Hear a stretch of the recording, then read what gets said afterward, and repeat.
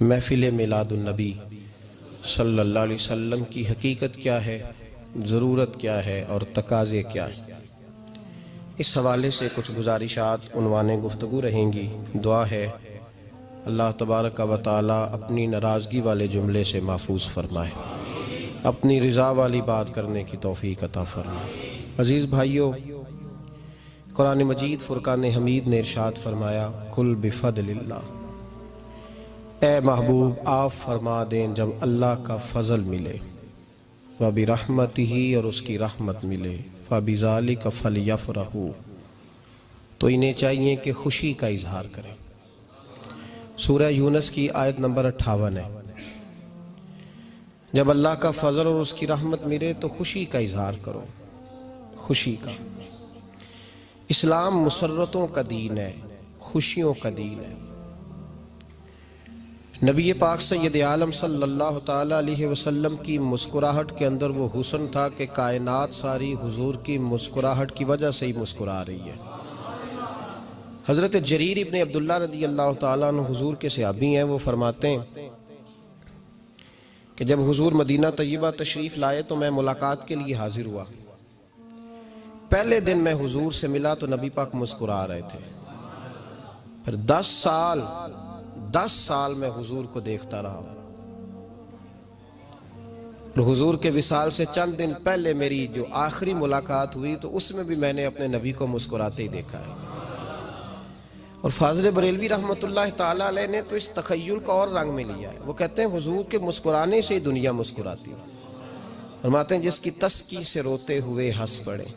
جب حضور ہلکا سا مسکراتے تھے تو رونے والوں کے دل بھی ٹھنڈے ہو جایا کرتے، غمزدہ لوگ مسکراتے تھے۔ حضور کی خوشیاں تقسیم کرتی تھی۔ نبی پاک صلی اللہ علیہ وسلم کا مسکرانا امت کے دلوں کو ٹھنڈا کرتا تھا۔ فرمایا جس کی تسکی سے روتے ہوئے ہنس پڑیں اس تبسم کی عادت پہ لاکھوں سلام۔ اور فرمایا یہ نہیں تھا کہ حضور بڑے تکلف سے مسکراتے تھے، حضور کی تو عادت تھی اس تبسم کی عادت پہ لاکھوں سلام، مسکراتے رہنا، خوشی کا اظہار۔ اسلام بہت ساری چیزوں کا انسان کو پابند کرتا ہے، حدود و قیود میں رہنے کا حکم دیتا ہے۔ صحابہ کرام علیہم رضوان کے ہاں شادی کے موقع پر بارات لے کر کے جانے کا کوئی رواج نہیں تھا۔ حضرت عبد الرحمن ابن عوف رضی اللہ تعالیٰ عنہ جیسے مالدار لوگ بھی شادی کرتے ہیں تو نبی پاک کے بغیر بھی بارات چلی جاتی ہے۔ کوئی کانسیپٹ نہیں اس طرح کا کہ ڈھیروں بارات لے کے جائی جائے۔ حضرت عبد الرحمن ابن عوف کہتے ہیں میں حضور کی بارگاہ میں آیا تو سفید کپڑے پر پیلا زرد نشان تھا۔ حضور نے فرمایا کیا ہوا، یہ داغ کاہے کا؟ عرض کی حضور کل میں نے نکاح کیا تھا۔ تو محبوب نے جو ارشاد فرمایا اس میں فرمایا بڑی اچھی بات ہے، ولیمہ ضرور کرنا، چاہے ایک بکری ہی ذبح کرنا۔ بارات نہیں لے کے جائی جاتی تھی، ولیمے کا حکم دیا۔ اور بخاری میں نبی پاک نے یہ بھی فرمایا جب تمہیں کوئی ولیمے کی دعوت دے تو جایا کرو۔ اچھا، اب شادی کے موقع پر جو بارات لے کے جائی جاتی ہے تو اگرچہ حضور کی سنت نہیں، لیکن اسے ہم حرام نہیں کہتے، اسے ہم ناجائز نہیں کہتے۔ ہم نہیں کہتے کہ یہ تو نے غلط کیا، اگرچہ لے جانا حضور سے ثابت اس مروجہ انداز میں ثابت نہیں، اس طرح ہمارے ہاں جاتے ہیں، لیکن ہم پھر بھی اسے ناجائز۔ کسی صحابی نے اپنے بچے کی شادی پر اپنے گھر میں لائٹنگ نہیں کرائی، لیکن آپ کو دنیا کا کوئی عالم یہ فتویٰ نہیں دے سکتا کہ لائٹنگ کرانا حرام ہے۔ آپ شادی کے موقع پہ ساری گلی سجا لو، آپ ساری چھتوں پہ لائٹنگ کرا لو، کوئی آدمی یہ آپ کو فتویٰ نہیں دے سکتا کہ شادی کے موقع پر لائٹنگ کرانا جائز نہیں۔ کبھی سنا ہے آپ نے کسی سے؟ بولیے یہ جائز ہے، جائز پیسے ہیں تو ٹھیک۔ بلکہ میں اس سے آگے بڑھتا ہوں، اس سے تھوڑا اور آگے جاتا ہوں۔ حضرت عائشہ صدیقہ رضی اللہ تعالیٰ عنہ فرماتی ہیں میرا جو کمرہ تھا نا جس میں میں حضور کے ساتھ رہتی تھی اور ایک لمبا زندگی کا عرصہ گزارا، اس میں 3 آدمی سو سکتے تھے، چوتھے کے لیے جگہ ہی نہیں تھی، اور کچا تھا۔ کھجور کے تنے کھڑے کر کے اس پر کھجور کے پتوں کی چھت ڈالی گئی تھی۔ میں جب ہاتھ اٹھاتی تھی تو میرا ہاتھ اپنی چھت کو چھو جاتا تھا۔ یہ ہے سنت نبی پاک کی۔ یہ حضور کا طریقہ ہے. بتائیے پکے گھر میں لینٹر والے گھر میں رہنا جائز کہ ناجائز؟ کیوں جی؟ حضور تو کچے مکان میں رہتے تھے، آپ نے کیسے پکا بنا لیا؟ اللہ کے محبوب علی دین کو اس کی اصل بات میں سمجھیں. آپ ایسا نہ کریں جس میں انتشار اور امت تقسیم ہو. اس کا اصل مزاج دیکھیں. مہندی کے موقع پہ اگر کوئی آدمی 6 دیگیں دال چاول کی پکاتا ہے تو منع نہیں، جائز پیسوں سے پکائے. انہیں لائٹنگ لگوائی، کوئی منع نہیں. سارے محلے کو کھانا کھلایا، کوئی منع نہیں. بلکہ نبی پاک نے فرمایا بہترین مسلمان ہی وہ ہے جو سلام پہلے لے اور روٹی زیادہ کھلائے، تو بہترین مسلمان ہے. ناجائز کیا ہے؟ ناجائز ہے شادی کے موقع پر بینڈ باجا بجانا، اس میں رقص کرنا، اس میں بھنگڑے ڈالنا، عورتوں مردوں کا اختلاط ہونا، عورتوں کی مووی بنانا، یہ چیزیں ناجائز ہیں. تو جو ناجائز ہے اس پہ پابندی لگائی جائے گی. جو جائز ہے اس کے بارے میں یہ کہا جائے گا کہ بھائی احتیاط کی جائے، سنت کی طرف دیکھا جائے تو بہتر یہی ہے. لیکن اگر کوئی کسی آدمی کے پاس جائز پیسے ہوں، وہ 100 کنال کے گھر میں رہے، اگرچہ سنت یہ نہیں، پر یہ تو کوئی فتویٰ نہیں نہ دے سکتا کہ حرام ہے تیرا 100 کنال کے گھر میں رہنا. کہ ہے فتویٰ کہیں آپ نے سنا؟ تو ہمارے ہاں تکلیف کا معاملہ یہ ہے. دیکھیں میرے بھائی، کسی بھی صحابی نے، بڑے درد کے ساتھ بات کر رہا ہوں اور یہ میرا درد ہے، میں درد سے اپنے دل کو، اپنے ایمان کو حاضر ناظر کہہ کے بات کر رہا ہوں. امت بٹ جاتی ہے ہر موقع پہ یار، ہر جگہ ہی تقسیم ہو رہی ہے امت مسلمہ. ہر روز کچھ نہ کچھ فتوے ایسے مل جاتے ہیں جس میں دراڑیں پڑتی ہیں. کسی صحابی نے کسی مسجد کے اندر اشتہار چھپوا کے، اعلان کرا کے درس قرآن کرایا ہے کبھی؟ سیرت النبی کا جلسہ، ختم بخاری، مدرسے کا دستار فضیلت کا جلسہ، آپ نے اشتہار پڑھے ہیں نا یہ سارے مکاتب فکر کے؟ ہوتے ہیں کہ نہیں ہوتے؟ کسی صحابی نے اس طرح، وہ تو روز درس قرآن دیتے تھے، لیکن اس طرح اشتہار چھپوا کے، پوسٹر لگا کے، اور مصر سے کسی صحابی کو اسپیشل بلوا کے یا یمن سے بلوا کے مسجد کے اندر کبھی درس قرآن کے اجتماعات کرائے، سیرت النبی کے جلسے، ختم بخاری کے؟ او بھائی یہ ساری چیزیں حضور کے صحابہ کی سنت سے مروجہ انداز میں ثابت نہیں.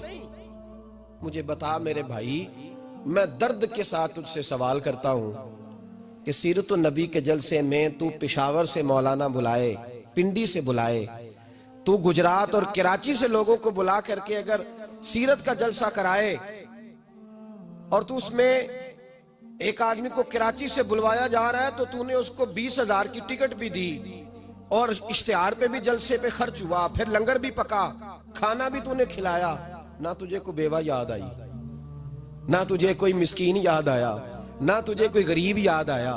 حالانکہ کہنا چاہیے تھا نا یہ جو ₹1,00,000 لگ رہا ہے کسی بیوہ کی خدمت کر دینی چاہیے، یتیم کو دے دینا چاہیے. درد کے ساتھ بات کر. سوال میرا یہ ہے کہ وہی کام جو سیرت کے جلسے میں ہوتے ہیں، پہلے تلاوت ہوتی ہے، پھر نعت ہوتی ہے، پھر کسی عالم کا بیان ہوتا ہے، وہی کام صرف نام بدل کے کیا جائے، عید میلاد النبی نام رکھا جائے صلی اللہ علیہ وسلم. یہ میں آپ کے ذہنوں پہ دستک دے رہا ہوں، تقریر نہیں کر رہا، صرف دستک دے رہا. او بھائی دیکھو، ایک آدمی وہی کام نام بدل کے کرے تو جائز ہے، اور اگر اس میں نبی پاک کے میلاد کا نام رکھ لیا جائے یا نعت کا نام رکھ لیا جائے تو پھر مجھے اجازت دے میں تجھ سے سوال کروں کہ صرف تجھے حضور کی تعریف پوری لگتی ہے؟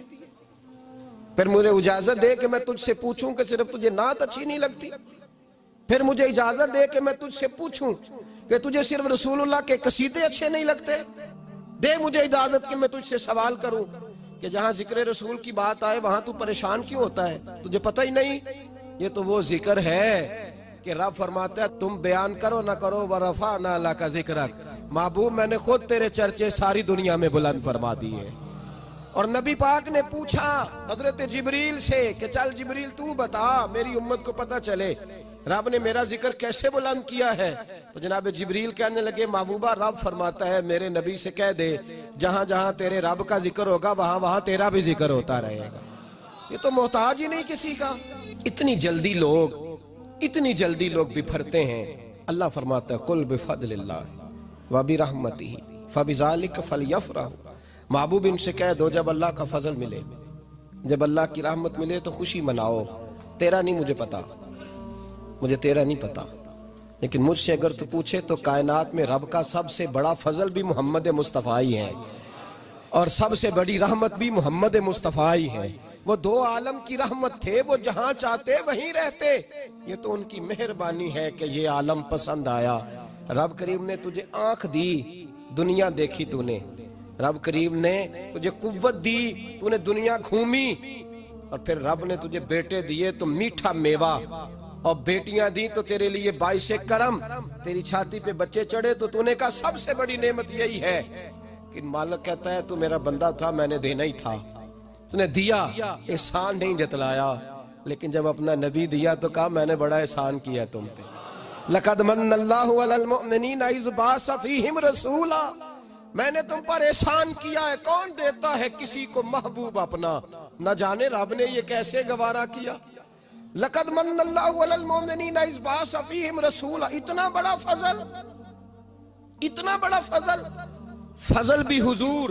اور جب بات رحمت کی آئی تو فرمایا مومنوں صرف تمہیں ہی نہیں، عیسائیوں، یہودیوں، سکھوں، دنیا میں جتنی مخلوق ہے، حتیٰ کہ جانور بھی، حتیٰ کہ چونٹیاں، نباتات، جمادات، ہر چیز، یا اللہ تو نے کیا دیا؟ فرمایا وَمَا أَرْسَلْنَاكَ إِلَّا رَحْمَةً لِلْعَالَمِينَ، میں جس کا رب ہوں ان سب کے لیے میں نے اپنے نبی کو رحمت بنا کے بھیج دیا ہے۔ بیٹے کے آنے پہ تو مٹھائی بانٹتا ہے، میلاد والے دن تو لائٹیں بند کر لیتا ہے، بیٹے کے آنے پر تو حلوائی بٹھاتا ہے، اور نبی پاک کے نام کی لائٹیں لگی ہوں تو پریشان ہوتا ہے۔ ہم سے کبھی پوچھ تجھے بتائیں، بس نہیں چلتا، ورنہ تاڑے توڑ کے چھتوں پہ لگا دیں۔ بس نہیں چلتا، فرشتوں کو بھی کہیں آؤ ہمارے ساتھ شامل ہو جاؤ، آمد مصطفیٰ مرحبا مرحبا کا نعرہ لگانا ہے، ہمارا بس نہیں چلتا، ورنہ دنیا کی ساری نعمتیں بچھا دیں اور لوگوں کو بتلائیں کہ اصل تو خوشی منانے کا دن ہی آج ہے، جب اللہ نے ہمیں اپنا پیارا رسول عطا فرمایا ہے۔ اور ہمارے امام تو کہتا ہے میلاد نہ کر، ہمارے امام نے تو کہا حشر تک ڈالیں گے ہم، حشر تک، یہ 2-4 دن کا تو پروگرام ہی نہیں ہمارا، حشر تک ڈالیں گے ہم پیدائش مولا کی دھوم، اور مثل فارس نجد کے کلے گراتے جائیں گے، خاک ہو جائیں عدو جل کر مگر ہم تو رضا، دم میں جب تک دم ہے ذکر ان کا سناتے جائیں گے۔ ہمارا تو 1-2 دن کا پروگرام ہی نہیں۔ اور پھر سنو کتنی بڑی نعمت ہے۔ حضرت عباس سے کسی نے کہا تھا اللہ کی سب سے بڑی نعمت، تو بخاری اٹھانا، فرمانے لگے محمد نعمت اللہ، بخاری ہے بخاری، فرمایا محمد اللہ کی سب سے بڑی نعمت ہے، صلی اللہ، یہ سب سے